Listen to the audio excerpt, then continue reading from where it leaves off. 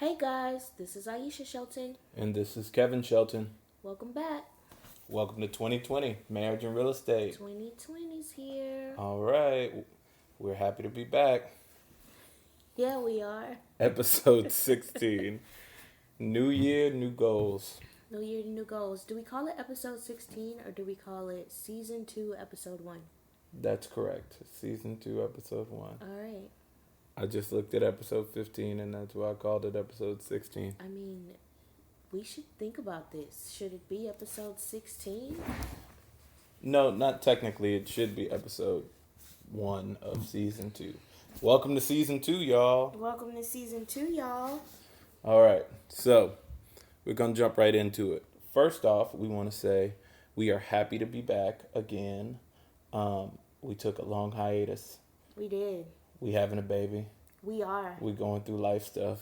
We are. But we didn't want to leave y'all hanging. We love the outpouring of love and support. So thank you to everybody who reached out, everybody who encouraged us to get back on the mic. Yeah. We're here. We are here. And we won't leave you again until the break in vacation this time next year. Yeah, the plan is to even stay on a recording schedule when we have the baby. So let's see what life looks like at that point. Yeah, so new year, new goals, Miss Shelton. New year, new goals. That's the episode title, huh? Mm-hmm. So we wanted to talk about goal setting. I know that we've done some lives and talked about some different things, and we're excited about sharing with you guys not only our goals but also what came out of our goal planning session for the 99 and the 2000, or the 19 and the 2020. The 19 and the 2020. So, what about last year do you feel like when we think about our goals, and do you feel like we learned from last year? Lots of lessons from last year. Definitely learned there's a difference between capability and capacity. Capacity, huh?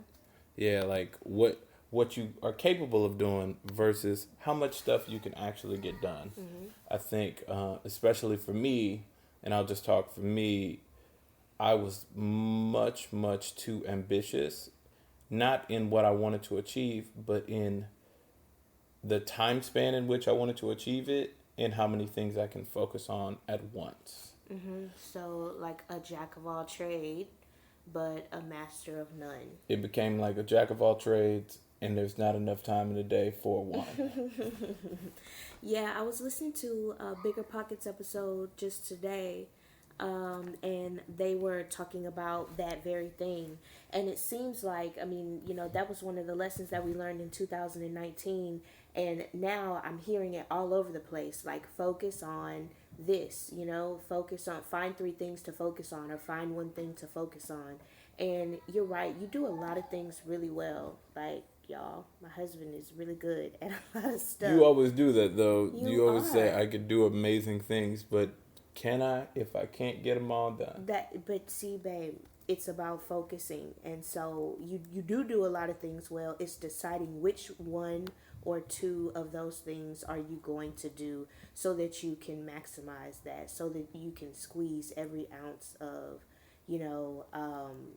greatness out of those 1 or 2 things. So if that was mine for 2019, what was your lessons learned for 2019? I think for me in 2019, I learned a lot about who I am in the transition, right? Like, we did the freedom episode, and we, both went full time into real estate. And then I found myself in 2019 kind of spiraling, like, okay, now that I'm no longer the person in early childhood education, and I'm in real estate, what does that look like? What's my brand? Who am I?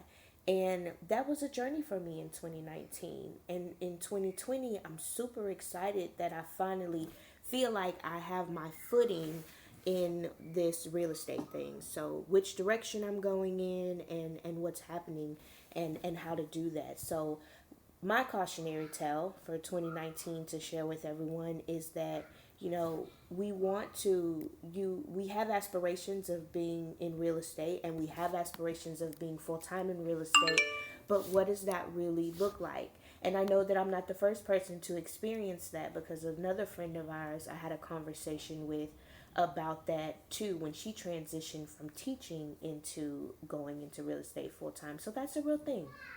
Yeah, no. I mean, I could definitely understand that. I'm one of the rare people who have had the opportunity to do what they've wanted to do their entire lives every day.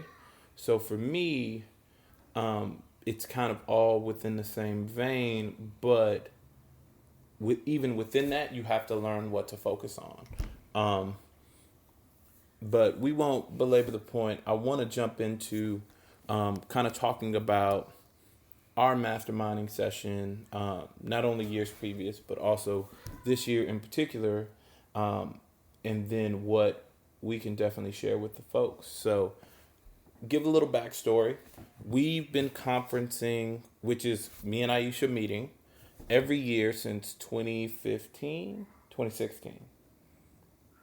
2017? No, we did it in 2016. You're right. I think 2015 Okay. was the first year. But anyway, so we've been conferencing together, and we pick a place, pick a date and time, and we get together. It started off by us just sitting in a room, and went to us getting a hotel room or finding somewhere to meet and writing down our goals. And it could be as simple as, we want to have a baby this year, which was one of our goals for 2019. So for us, this is kind of where the rubber meets the road, right? Where our wants and dreams actually have to become written down plans to become a reality. Now we've done that well in some areas and not so well in some areas. So some of the lessons I learned, and Aisha, you can chime in. Number one, we did a really poor job of writing down the previous years. I think even not knowing the date is evidence of that, right? So like 2015, we wrote them down, but it was like sporadic in notes and papers. And in 2016, we got a little bit better. We had an agenda and something else. 2017 was probably one of our better years of really putting in a format. Mm-hmm. And then 2018, we didn't take good notes. So 2019, we put all that information together, and also listening to some inspirational things and some lessons learned from other couples, and put it together to craft kind of our best template that I've seen so far. And I'm very, very proud of the template. My big creative, the template is definitely very useful. You guys will see it. We're Yeah. gonna release it And soon. the template will be released. It is a pretty phenomenal document to help make those plans that you have around, you know, marriage, family, and real estate. So I know for us this year, one of the things that we're going to implement that's different from last year is that we conferenced last year, and we came up with these big, hairy, audacious goals, and we forgot to look at them throughout the year. Yeah, like we set it and forget it. And that sounds like something that, like, oh, well, of course you have to look at it, you know, when you think about it. But it's so easy to get caught up in the rigmarole of life and business and family that you forget to reference what plans you had. No, for sure. I mean, the crazy part about it is one of the things we lost along the way was podcasting, right? Like at a point, because when we fell off with the podcasting, we didn't have anything reminding us like, get back on the horse. This is one of your goals. You know what I mean? Mm-hmm. And I think that this year, what I'm excited about is reviewing those goals on a weekly basis so that you can see maybe where your car is veering left and get it back on course. I think in 2019, if we had a better overarching view of our goals, we could have said, okay, maybe goal is working out so well and we still want this, and maybe this one's not and we don't want this any longer. Mm-hmm. Yeah. And then also focusing on a few big goals and letting that drive what the year looks like, instead of tons of little goals. And even if they aren't little, if they're huge goals, but instead of tons of huge goals, we have a focus. What is the focus for the year? What are three major things that we want to accomplish this year? And implementing those and letting that drive what we do on a monthly, weekly, and daily basis. Yeah, for sure. So, with like you said, three things. Let's jump into the three things we actually want to share today on the goal setting. I think the first one to bring up is organization. You actually want to know what kind of goals you want to set. So I don't know. There's a lot of you who probably tuned into our live right before New Year's. We actually sent out a really cool goal planning checklist where essentially we just talk about the types of goals to set. So some of those are family goals. What do you really want to see from your family? What do you want to do as a family in 2020? Personal goals, and not being too overly enthusiastic about what you can accomplish, but focusing on three main goals personally that you want to accomplish. What are your goals for your relationship, right? And these are just some of the things that are points of focus when you're setting goals, because you actually want to know what things you want to include in your goals. What are your business goals? What are your income goals, right? So talking about the sections of goals is one of the main things we want to talk about, because it's important that you guys know every aspect of your life is a part of you, right? So you have to have a goal for all those aspects if you actually want to have it all or be Or have all progress, inclusive. Yeah. right? And I think that it's just super easy to just get caught up in the day to day of life. Just right? living, yeah. Yeah, just living. And if you don't come back to it, that's what life looks It like. just exists. Like, you could make all the money in the world. If you have a heart attack at 35, is that worth it? So health and fitness has to be one of your goals. I know that I've done really poorly with health and fitness kind of continuously because I never made it a goal. I've never made it a priority. So I had to add that into my 2020, and I didn't start big. I was like, be more active, take a walk, right? Like, just move my body more in 2020, and that's progress for me in that area. But what's the next thing? How about long-term goals? So do you know what you want your life to look like in 5 years, 10 years, 20 years from now? Have you looked at those long-term goals and then compared them to the goals that you're setting for yourself for 2020? Have you looked at it and said, hey, in 10 years from now, my baby's getting out of school, so I need to pay for college? Or 10 years from now, maybe I want to retire, or maybe I want to go to Tahiti or something, right? Like, you have to look at it from a perspective of, I'm going to be around, hopefully, so I need to have some plans. Well, and for some people, that's very exciting to do, right? Like, oh, let me look at 10 years from now and see what my life looks like. And that's really exciting. And for other people, that sounds really daunting. Like, ooh, I don't know what I want my life to look like in 10 years. I don't know. And that's one of the values that one of the benefits of being like married or in a relationship, because you can kind of bounce off of each other. Yeah. It's not just about what you simply want to accomplish by yourself. It's what do we want to accomplish? What do we want our life to look like in 5 or 10 years? Because this is a team sport. Like, it's about us. And Yeah, I for may sure. have a vision that Kevin may not have. And so those things have to align. And if they don't align, we at least have to agree that this is the Like, have a direction that we're going to conversation. go in. Yeah. Yeah, it's like Chris Rock said, one person can't be a crackhead and the other person be going to church. I never heard that. No, you never heard that where he said, No. your goals have to be aligned. One person be like, yeah, man, I'm going to go hit the rock. And the other person like, man, I'm going to Bible study. Those two things don't go together. Okay. So, I mean, that's a part of goal setting, right? That is a part of goal setting. No. So, the next thing we want to talk about is the review process, right? Actually looking at your goals throughout the year. So, that's you setting a time with your spouse to review everything that you wrote down on a piece of paper, because that's what, don't be like us, right? We didn't look at our goals all of 2019. So when life came and our goals came, how we accomplished them or what got accomplished was really hard to measure. I'd say don't be like the 2019 us. There we go.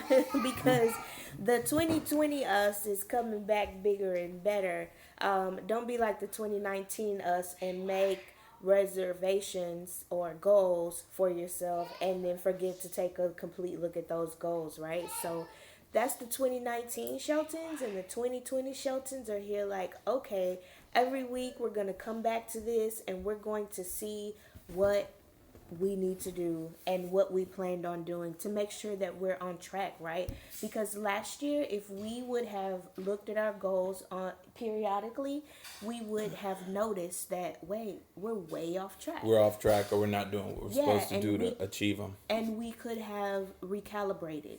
Yeah. Or asked ourselves, is this working? Is this not working? Let's do something different. That's a good point. I think one of the things that we had in 2019 that set the tone of our year, and maybe in a negative way, was our vision statement for the year. And this is just a side note. This is completely a bonus, but every year we pick a term or word and we set a vision, and we just started this last year, so it's not like every year for the last 15 years. But last year we said, do the hard things first. And I think a lot of ways we manifested that in our year, right? Like we made our year harder than it needed to be because we spoke it into existence. So this year our word is simplify. Okay, it went from do the hard things first, however many words that is, to simplify. Yeah. Right? Because we want to focus on having a less complex life, right? A simpler life, enjoying more time, especially having a baby. We want to focus on how we can spend more time with the family, be in the moment, enjoy the moment, especially so that we're not all the time running, but not being as productive. Yeah, and I mean, at the beginning of the year, who isn't fired up about, setting goals? And I think that's another thing, that another place or avenue where we here at Marriage and Real Estate can add value, right? We are going to be reviewing our goals, and we're going to be looking back and seeing where we are in our marriage. Are we where we say we want to be in our real estate portfolio or our real estate endeavors? Are we doing what we said that we wanted to do? And I think as a community, that's something that we can hold each other accountable for as well. And we'll be talking about that, right, throughout the podcast, and definitely on our social. We'll be talking about holding one another accountable and what that looks like as a community, as a marriage and real estate society. No, for sure. What we want to do right now, which is something completely new, is we're going to give a moment for our sponsors, and we're going to come back and we're going to talk about some of the things that you can expect from marriage and real estate in 2020. We'll see you guys in a sec. So jumping back into it, we want to talk about some of the things that you're going to expect and see from marriage and real estate in 2020. So, first thing, more guests. Last year, we started the process of putting guests in a podcast. So this year, you can definitely expect to see many more guests, amazing experiences, sharing lots of value from other couples that are pursuing the marriage and real estate lifestyle, and what comes along with that, the good, the bad, and the ugly. Yeah, and that could be you. So if you are interested in being a guest on Marriage and Real Estate, you and your partner or you and your spouse are pursuing real estate endeavors, we want to hear from you. Because while we want to bring amazing people to the podcast, we think that the amazing people exist in our community. So we want to hear stories because we're regular people like you and your partners, and we want to hear from regular people as well. What are you experiencing as a marriage and real estate couple? What are you experiencing in your marriage? How are you experiencing your real estate portfolio growth? Or if you're wholesaling together, or you thinking about wholesaling, what's that process like? I'm really excited about some of the guests that we have lined up.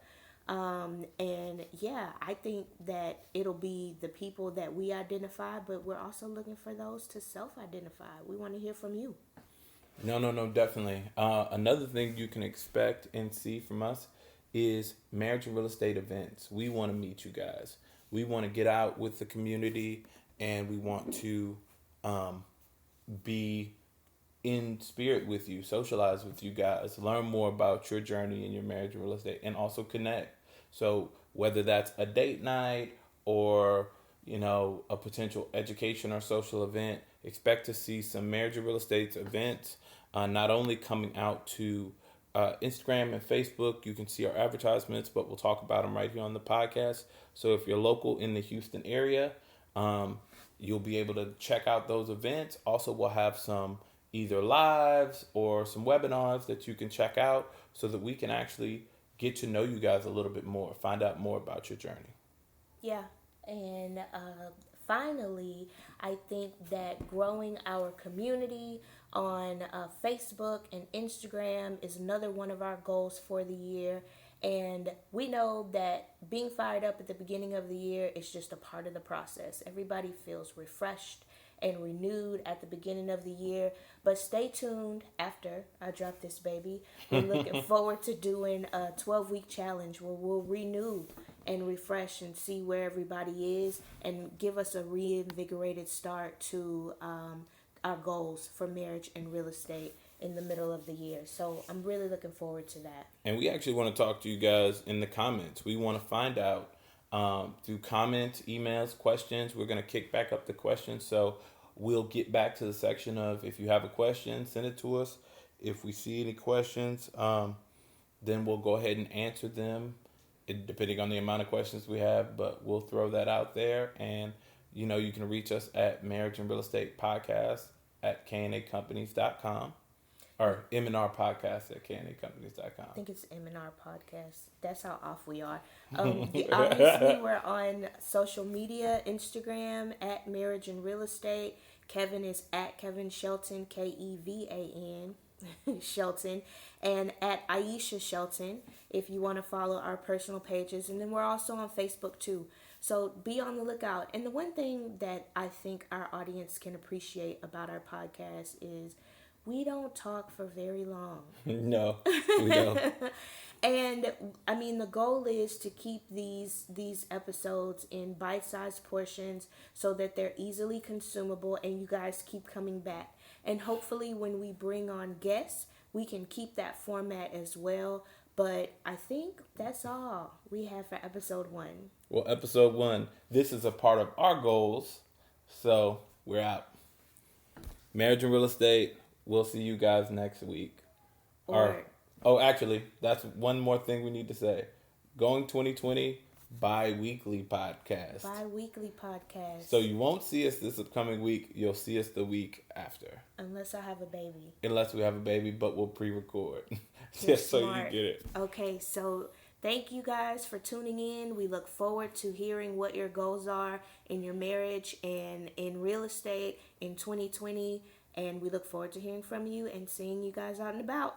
This is Kevin. This is Aisha. And this is the Marriage and Real Estate Podcast. We out.